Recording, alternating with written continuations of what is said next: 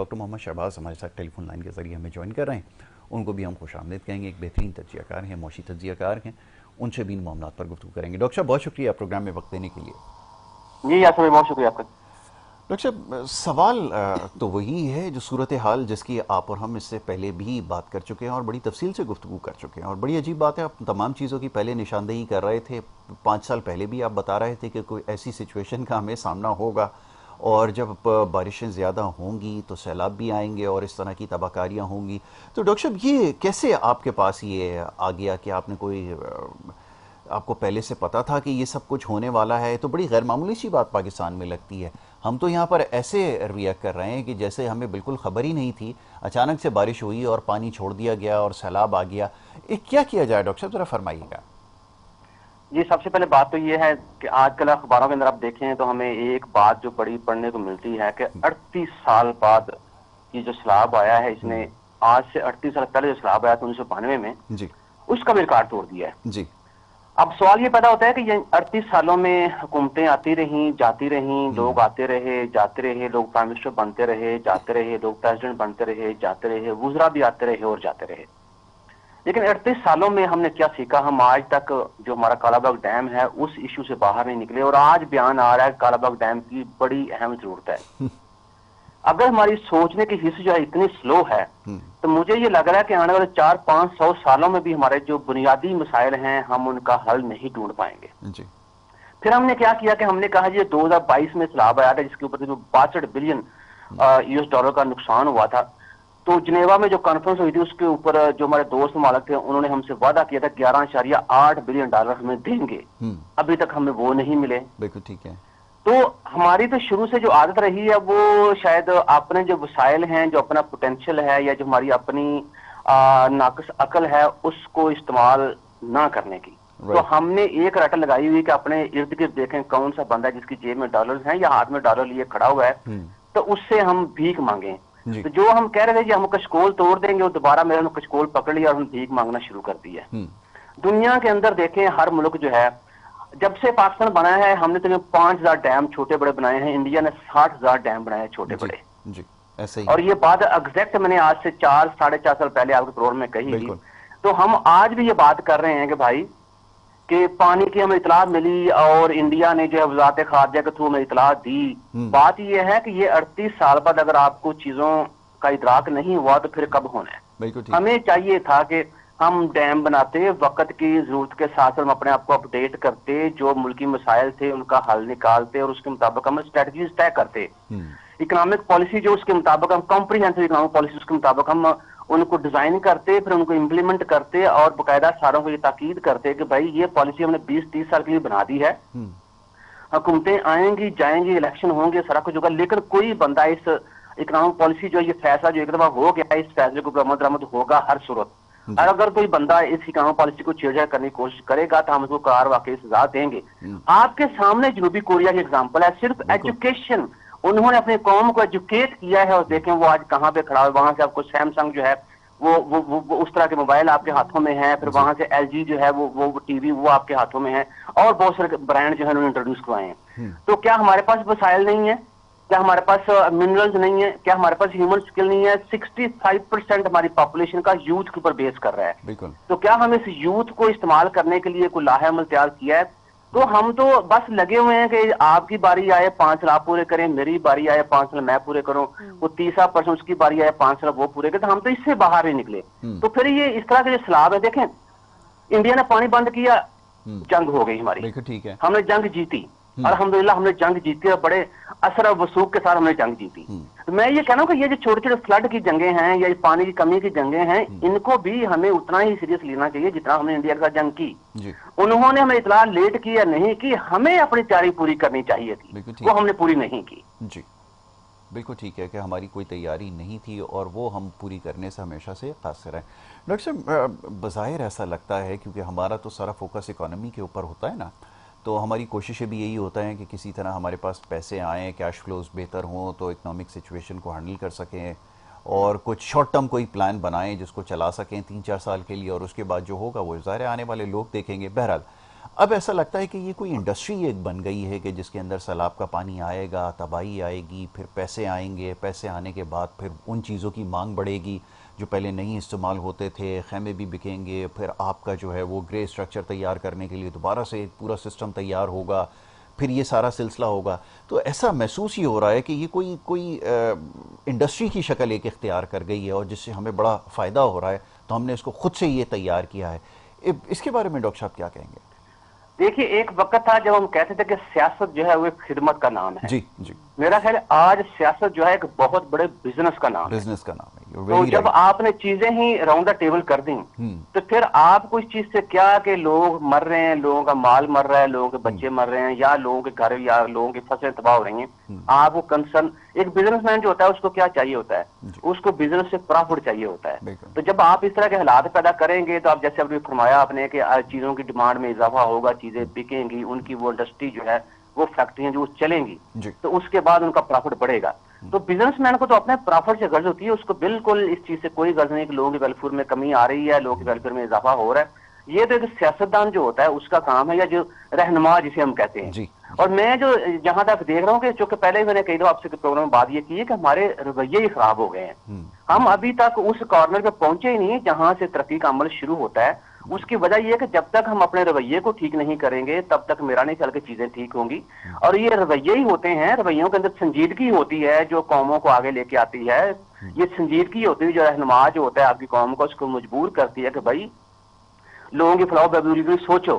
اور وہ پھر پلاننگ کرتے ہیں اور پھر کامیابیاں بھی سمیٹتے ہیں اور قومیں پھر آگے بھی نکلتی ہیں. جیسے میں جنوبی کوریا کا ایگزامپل دی آپ کو، دنیا کی 10 بڑی اکانومی جو ہیں اس کے اندر اس کا نام ہے. آپ دیکھیے، مجھے یاد ہے میں کراچی میں تھا، گرینوچ یونیورسٹی کے کانفرنس تھی، وہاں جنوبی کوریا نے ان کا امبیسڈر جو آیا تھا تو وہ یقین کریں ہم سے سوال کر رہا تھا، بھائی آپ کا ہی 5 سالہ منصوبہ جو تھا ہم نے 12 کر کے جنوبی کوریا پر امپلیمنٹ کیا ہے. آپ کو کیا ہو گیا ہے؟ آپ کہاں جا رہے ہیں؟ کیا کر رہے ہیں آپ؟ تو بات یہ ہے کہ جب تک ہمارے رویے کے اندر سنجیدگی نہیں آئے گی کہ ہمیں ترقی کرنی ہے، ہم نے مسائل کا حل ڈھونڈنا ہے، تب تک میرا نہیں خیال کہ ہم کچھ کر پائیں گے. بالکل ٹھیک ہے، رویوں میں بہتری لانے کی ضرورت ہے. چلیں، یہ جو نقطہ ہے فرین صاحبہ، میں چاہوں گا ذرا اس پہ آپ بھی گفتگو کیجئے. آپ بھی معاملات کو یقیناً جائزہ لے رہی ہوں گی کہ معاملات کو ایک تو سنجیدہ نہیں لیتے، اور پھر دوسرا یہ کہ جس طرح معاملات چلائے جا رہے ہیں ہر معاملے کے اندر، چاہے تعلیم کے حوالے سے ہو، صحت کے حوالے سے ہو، کسی بھی حوالے سے ہو، ہماری کوئی پلاننگ نظر نہیں آتی، وہ کسی جگہ پہ نظر نہیں آتی. اس کی کیا وجہ سمجھ میں آتی ہے؟ اس کی سب سے بڑی وجہ تو ایک ہی ہے، پلاننگ. سب سے پہلے تو ہمیں یہ پلاننگ نہیں سمجھ آتی کہ یہاں سے ہمیں دنیا سے جانا ہے. صحیح ہے، دنیا فانی ہے، اس دنیا میں ہمیشہ نہیں رہنا. اس دنیا میں رہتے ہوئے نا ہم صرف اور صرف بھاگ دوڑ میں ہیں، ریس میں ہیں. وہ بھلے تعلیم کے مقابلے میں ہو، وہ کسی کو اچھا گھر دیکھ لو، کوئی اچھا لباس دیکھ لو، اچھا مہنگے سے مہنگا موبائل. اگر میرے پاس یہ موبائل ہے، سامنے والے کا دوسرا موبائل ہے، تو یقیناً یہ پہلی انٹینشن ہوتی ہے. میں یہ نہیں سوچتی کہ شکر خدا کا میرے پاس یہ موبائل ہے، اس سے پیچھے والے لوگوں کو نہیں دیکھ رہی ہوں کہ ان کے پاس ہو سکتا ہے موبائل ہی نہ ہو، لیکن مجھے آگے دیکھنا ہے کہ مجھے پاس وہ موبائل ہے، اب اس کی دوڑ میں مجھے آگے لگنا ہے. اب اس کے بیچ میں میرے رویہ خراب ہو، مجھے لوگوں کو دل دکھانا پڑے، مجھے کتنی بھی چیزوں سے گزرنا پڑے، مجھے تو ریس میں حصہ لینا ہو، مجھے آگے بڑھنا ہے. یہ تو ایک چھوٹی سی مثال تھی، لیکن بالکل اسی طرح ہمارے معاشرے میں ہر چیز کو اگر آپ دیکھیں نا تو پلاننگ تو کی گئی ہے، لیکن ریس کی پلاننگ کی گئی ہے کہ ہمیں ریس میں آگے بڑھنا ہے. ہمیں باقی چیزیں بالکل نہیں دیکھتی، ہمیں یہ بالکل دیکھنا ہی نہیں ہے کہ ہمیں ان ساری چیزوں کا جواب جو ہے نا اللہ پاک کو بھی دینا ہے. ہمیں ایک دن اس دنیا سے چلے بھی جانا ہے، اور کب کس کی شام ہو جائے بالکل کچھ نہیں پتا. جیسے میں نے ابھی ٹریفک کا ذکر کرا آپ سے، سڑکوں کا ذکر کرا، آپ دیکھنا آج کل کے دور میں کس طرح حالات ہیں، کس طرح کے ایکسیڈنٹ ہوتے ہیں. یقیناً گھر سے نکلیں تو ویسے تو جان برہ کے موت برہ کے آنی ہے اور جانی ہے ساری چیزیں، لیکن کیا کب کس وقت کس کو موت آ جائے کچھ نہیں پتا، کچھ پتا نہیں ہے.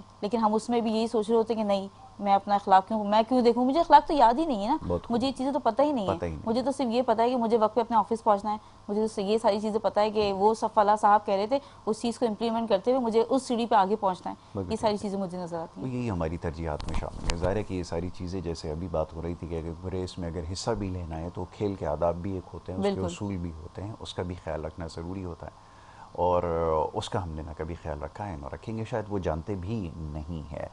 ڈاکٹر صاحب آپ کی طرف آتا ہوں ذرا. یہ پلاننگ کے حوالے سے بات ہو رہی تھی. ہمارے ہاں تو کیا کہیے، نہ کوئی شارٹ ٹرم پلان ہے، نہ کوئی مڈ ٹرم ہے، نہ لانگ ٹرم کا تو ظاہر ہے سوال ہی نہیں پیدا ہوتا. ہمارے ہاں تو ایسا لگتا ہے کہ ہر چیز روزانہ کی بنیاد پر چلائی جاتی ہے، ایڈ ہاک کے اوپر سارا سسٹم چل رہا ہے کہ آج کسی طرح یہ دن نکل جائے، کل جو ہوگا وہ دیکھا جائے گا. یہ جب ہماری اپروچ ہوگی، اچھا بڑی عجیب بات ہے کہ کتنی حکومتیں آئیں اور گئیں، ابھی تک کسی کے پاس کوئی ایسا کانکریٹ پلان نہیں ہے کہ جس سے پتہ یہ چلے کہ 2050 میں کیا صورتحال ہوگی، موسمیاتی تبدیلیوں کی وجہ سے دنیا میں کیا کچھ ہو چکا ہوگا، کیا اس کے اوپر کوئی بات اب تک ہوئی ہے، کوئی مکالمہ ہوا ہے، یا آپ کے علم میں ہو تو مجھے ضرور بتائیے اگر اس کے اوپر کوئی ڈائلاگ ہو رہا ہے یا اس کے بارے میں کوئی سوچ رہا ہے، فرمائیے گا۔ دیکھیے باتیں بہت ہوئی، پلانس بھی بہت سارے آئے، باتیں کرنے کی یا بات میٹنگز کرنے کی یا بات جلسے کرنے کی نہیں ہو رہی۔ بات یہ ہو رہی ہے کہ وہ جو آپ نے باتیں کی تھی، ہم نے اپنے وعدے کیے تھے، ان کو پورا کرنے کا ٹائم ہے آپ کا، اور وہ پورا تبھی ہوگا جب آپ جو پالیسیز آپ کے پاس ہیں ان کو امپلیمنٹ کریں۔ ہمارے ہاں جو پرابلم ہو رہا ہے وہ پالیسیز کی امپلیمنٹیشن کا ہو رہا ہے۔ ایسا نہیں ہے کہ ہمارے پاس پالیسیز نہیں ہے، ایسا نہیں کہ ہم پلانز نہیں بنا سکتے، ایسا نہیں ہے کہ ہم سوچ نہیں سکتے، سارا کچھ ہم کر سکتے ہیں، لیکن مسئلہ یہ ہے کہ جب یہ لوگ ترقی کر جائیں گے، جب یہ لوگ جو ہیں ان کی پر کیپٹا انکم میں اضافہ ہوگا، جب ان کی معاشی صورت پہلے سے بہتر ہوگی، تو پھر یہ کویسچنز بھی کریں گے، پھر یہ پوچھیں گے آپ سے، کیونکہ مسئلے کا جب تک کوئی مسئلہ ہے اس کا سلوشن آپ اس کو پلاننگ کی فارم میں امپلیمنٹ نہیں کرتے، پلان کی فارم میں، تو اس سے پھر نئے پرابلم جو ہیں وہ جنم کیسے لیں گے؟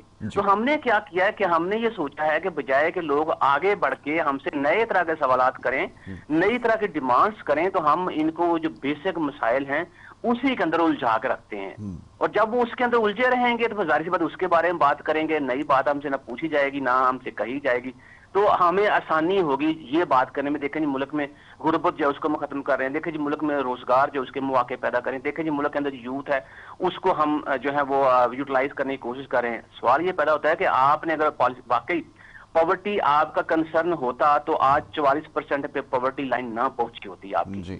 آپ کو واقعی کنسرن ہوتا کہ ہم نے روزگار کے مواقع پیدا کرنے ہیں تو ملک میں آج 24% پہ ان امپلائمنٹ نہ پہنچا ہوتا۔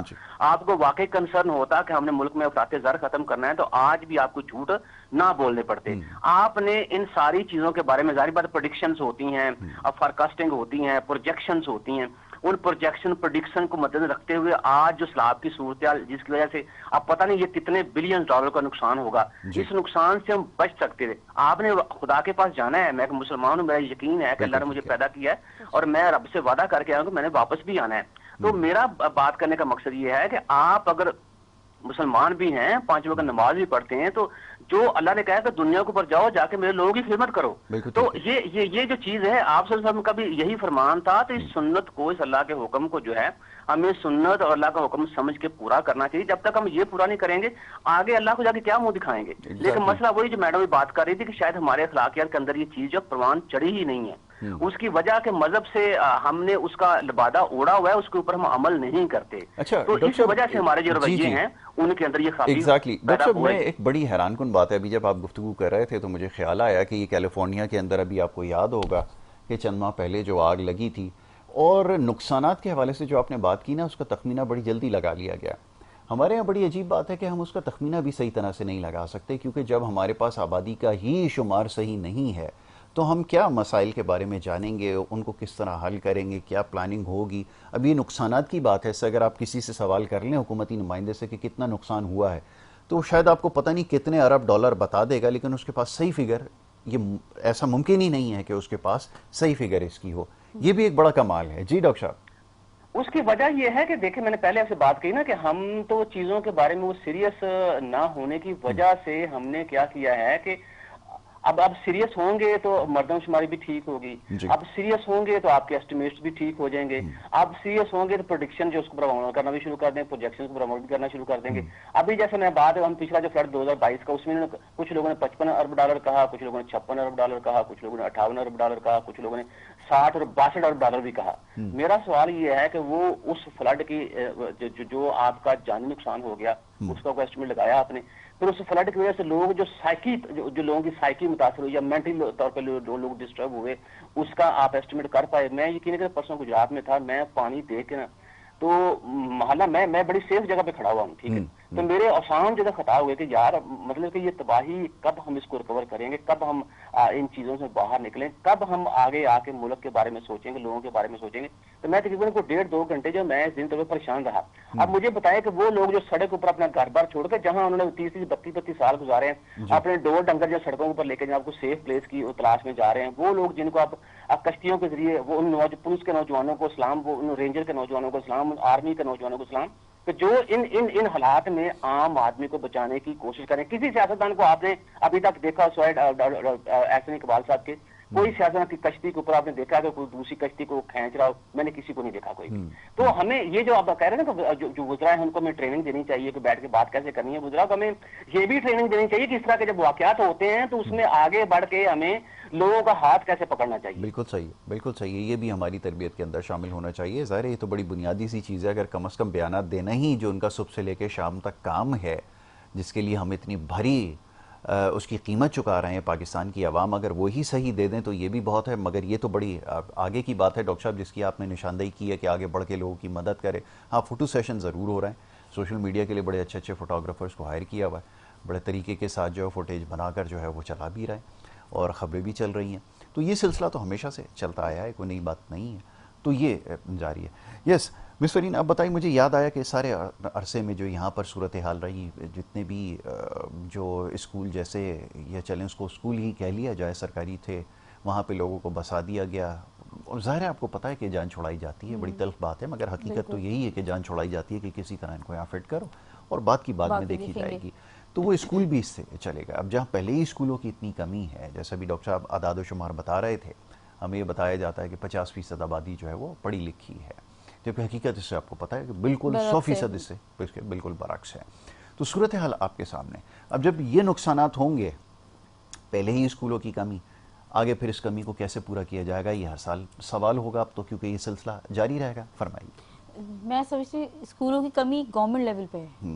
یہ جو گورنمنٹ نے اسکول ختم کر دیں، اس طرح بتانا ہے کہ دوسرے لوگوں کو بسا دے گئے، تو اسی لیول کے جو نا ہر طرح کے ہر کیٹیگری کا جو ہے نا آپ کو پرائیویٹ اسکول نظر آ جائے گا، وہ ہر لیول کا. لیکن اس میں پھر وہی بات ہے یاسر صاحب، نہ ہی نصاب ایک ہے نہ نظام ایک ہے. ہر بندہ اپنے لیول کا اپنے طریقے سے نصاب چلا رہا ہے اور اپنے مرضی کا نظام چلا رہا ہے. اس میں ہمیں کچھ نہیں پتا کہ ہم سب وہ کہتے ہیں نا، جیسے ایک نغمہ تھا جو میں نے سب سے پہلے اپنی لائف میں پڑھا تھا، یا نیشنل سانگ، کہ ہم زندہ قوم ہیں، ہم پائندہ قوم ہیں، یا اس پرچم کے سائے تلے ہم ایک ہیں. ہم ایک کہاں ہیں؟ ہمیں تو طبقوں میں بانٹا ہوا ہے، ہمیں تو ترجیحات میں بانٹا ہوا ہے کہ یہ اسکول ہے، اس کی لیول جو تعلیم ہے اس میں جو ہے لائف اسٹائل ہے وہ ڈیفرنٹ ہے. یہاں کا بچہ جو پڑھ رہا ہے وہ ڈیفرنٹ ہے. چھوٹے اسکول کا بچہ جو پڑھ رہا ہے اس کا کرائٹیریا ہی ڈیفرنٹ ہے، اس کا لباس بھی ڈیفرنٹ ہے، اس کی گفتگو بھی ڈیفرنٹ ہے. یہ ساری چیزیں جب تک یہ چیزیں ایک نہیں ہوں گی، ان کو ہم کمپائل کر کے ایک پیج پہ نہیں لے کے آئیں گے. وہی بات ہے جیسے آپ نے کہا، ہم فاؤنڈیشن نہیں تیار کریں گے تو جب تک تو ہمارے معاشرے میں کوئی تبدیلی آ ہی نہیں سکتی، بالکل نہیں آ سکتی. میں سمجھتی ہوں جتنے بھی چھوٹے سرکار نارمل پرائیویٹ اسکول ہیں نا، جن میں آپ دیکھ رہے ہیں کہ کوئی بھی چیز ایسی نہیں ہے وہ صرف فیسوں کے نام پہ ایک بزنس کر رہے ہیں. اسکول نہیں ہے وہ، بزنس کا ایک طریقہ ہے. ان سب اسکولوں کو جو ہے نا آڈٹ کرنا چاہیے، جو غیر ضروری اسکول ہیں جو ہمارے معاشرے میں ہیں. آپ یقین جانے، میں آپ کو ایک مثال شیئر کروں. ایک میرے گھر کے بالکل سامنے ایک اپارٹمنٹ میں ایک اسکول تھا، تو کچھ دنوں کے لیے میں وہاں پر ایز اے مطلب کاؤنسلر چلی گئی، اور مجھے لگا کہ بچوں کی اخلاقی تربیت کی نا یہاں بہت شدید ضرورت ہے. کیونکہ وہاں کا جو طریقہ تھا وہ اسکول کا، پارکنگ سے باہر گیٹ پہ اسمبلی ہو رہی ہے. جو ٹیچرز 8 کلاس پاس کر کے آئی ہیں، انہوں نے میٹرک بھی نہیں کرا، انہی ٹیچرز کو جو ہے تربیت کے لیے آپ نے ہائر کر لیا. کیونکہ جتنی ٹیچر پہ تنخواہ میں آپ ایک اچھی ٹیچر ہائر کریں، اس میں آپ 10 ٹیچر بھی ہائر کر سکتے ہیں، 8 ٹیچر بھی ہائر کر سکتے ہیں. یو کانٹ بلیو کہ میں ایک دن صبح جلدی چلی گئی اور جا کے پرنسپل روم میں بیٹھی ہوئی تھی. تو ایک صاحب میرے پاس آئے ہیں، وہ کہتے ہیں کہ میں یہاں کا پرنسپل کون ہے؟ میں نے کہا جی مجھے بتائیے کیا بات ہے. کہتے ہیں باہر یہ جو آپ کی ٹیچر کھڑی ہوئی تھی، یہ نیشنل اینتھم غلط پڑھا رہی تھی بچوں کو، اور بچے اس کے ساتھ ریپیٹ کر رہے تھے وہ چیز. یقین جانے، میں تو تصور بھی نہیں کر سکتی کہ نیشنل اینتھم بھی غلط ہو سکتا ہے. کیونکہ وہ پہلے ایک ٹرانسمیشن آتی تھی جب میں چھوٹی تھی، مجھے یاد ہے کہ جب ٹرانسمیشن کا اینڈ ہوتا تھا نیشنل اینتھم چلتا تھا، اور وہ پورے گھر میں اس کی آواز گونج رہی ہوتی تھی، ساتھ ساتھ ہم پڑھتے تھے. ابھی اتنی بڑی ہو گئی، اب بھی مجھے یہ ہے کہ جہاں نیشنل اینتھم سٹارٹ ہو وہاں میں پڑھنا شروع کر دیتی ہوں، جیسے میں بچی ہوں چھوٹی سی. تو وہ ٹیچر جو ہے اس کو پتہ ہی نہیں ہے کہ میں کیا بول رہی ہوں، اس کے اندر لفظ کون سا ہے. آپ تعلیم کا معیار سوچیں، آپ سوچیں کہ ہمارا معاشرہ اتنا افسوس کا مقام ہے یہ کہ جو ایک بیسک بنیادی چیز ہے، اگر میں دین کو ہٹا دوں ایک منٹ کے لیے، فور ایگزامپل، اللہ نہ کرے، لیکن اگر میں معاشرے میں رہ رہی ہوں تو پاکستانی ہوتے ہوئے مجھے پاکستان کا ترانہ ہی نہیں آتا، تو میں کہاں پہنچی ہوئی ہوں؟ میرا مائنڈ سیٹ کیا ہے؟ میں آگے اپنی جنریشن کو کس طرح تربیت کروں گی، اس طرح کہاں پروان چڑھاؤں گی؟ جس طرح ہم 2050 کہہ رہے ہیں، وہ تو پھر وہ والا وقت ہوگا کہ میرے خیال میں گفتگو کی نہیں نا، سوچنا پڑے گا کہ اب ہم کہیں کیا. بالکل ایسا وہ والا محکمہ. یہاں پہ بڑی اچھی بات کی ہے کہ یہ تو چلیں، ہمیں بچوں کی ہم بات کر رہے ہیں، بڑے بھی ہمارے ماشاءاللہ، وہ میں دیکھ رہا تھا صافی ہمارے ہیں شرارتیں کرتے ہیں، وہ مائک لے کر جو ہے وہ پہنچ گئے اسمبلی کے باہر، اور وہ ہر ایم پی اے کو رکا کر اس سے کہتے ہیں کہ جی قومی ترانہ سنا دیں. وہ بڑے سینئر ایک وزیر ہیں، بڑے سالوں سے میں ان کو دیکھ رہا ہوں، بلکہ اپنے بچپن سے ہی دیکھ رہا ہوں. تو وہ جناب جب ان سے قومی ترانہ جب پڑھوایا گیا تو جو انہوں نے پڑھا، تو یہ صورتحال ہماری ہے.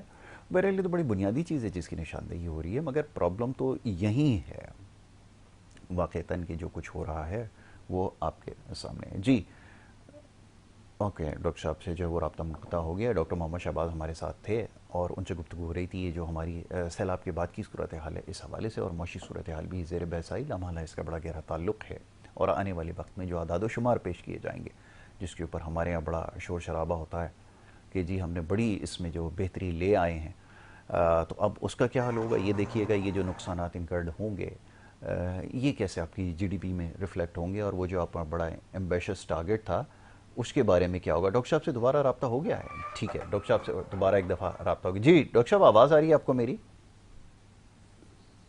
ڈاکٹر صاحب آواز آ رہی ہے آپ کو؟ جی مجھے آپ کی آواز آ رہی ہے۔ جی ڈاکٹر صاحب سوال یہ کہ اب یہ جو نقصانات ہوئے ہیں اب یہ جی ڈی پی میں جب آپ کے انکرڈ ہوں گے تو پھر آپ کیا کریں گے؟ آپ کے بڑے ایمبیشس ٹارگٹ تھے، آپ نے کہا تھا کہ جی ہماری جو 6% کے حساب سے جی ڈی پی جو ہے وہ گرو کرے گی، اس کا کیا اینڈ رزلٹ سمجھ میں آ رہا ہے؟ اور یہ کوئی پہلا موقع نہیں ہے، اس سے پہلے بھی گزشتہ سالوں میں صورتحال رہی ہے، اور کم و بیش ہر سال اب جو نقصانات ہو رہے ہیں کیا ہمیں اس کے لیے پہلے تیاری کرنے کی ضرورت نہیں تھی؟